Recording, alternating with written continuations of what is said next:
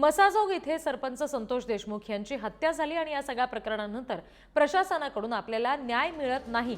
यामुळे न्याय मिळेपर्यंत देशमुख कुटुंबियांसह महिला आणि गावकरी आज सकाळी 10 वाजल्यापासून महादेव मंदिरासमोर सामूहिक अन्नत्याग आंदोलन करणार आहेत। सामूहिक अन्नत्याग आंदोलन करण्यात येणार असल्याचं निवेदन मुख्यमंत्री, उपमुख्यमंत्री, जिल्हाधिकारी, पोलीस अधीक्षक, तहसीलदार या सगळ्यांना यापूर्वीच देण्यात आलेलं होतं।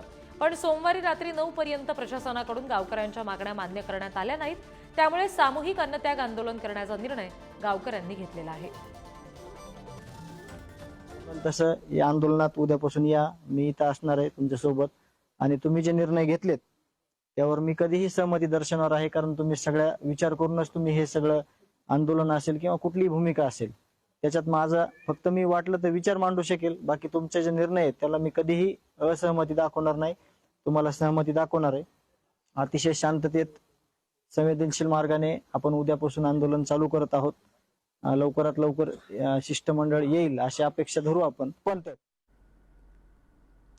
तर पण बघितलं की संतोष देशमुख यांचे बंधू धनंजय देशमुख यांनी नेमकं काय म्हटलं ते, आम्हाला न्याय मिळत नाही त्यामुळे आम्ही अन्नत्याग आंदोलन करणार या भूमिकेवर ते ठाम आहेत। देशमुख कुटुंबियांसह ग्रामस्थ सुद्धा या आंदोलनामध्ये सहभागी होत आहेत। आज साधारण 10 वाजल्यापासून मसाजोगमध्ये हे आंदोलन सुरू होणार आहे।